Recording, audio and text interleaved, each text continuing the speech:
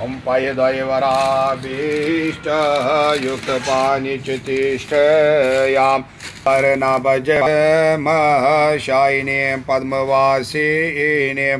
पुस्तकाक्षभया जडेयां सितवर्णत्रलोचनां महापद्मनिशिनां तां लक्ष्मीं गजगतां नमः करयुगलगृहीतां पूर्णकम्बां दधानां कचदमलगजस्तां शङ्खचक्रपाणिं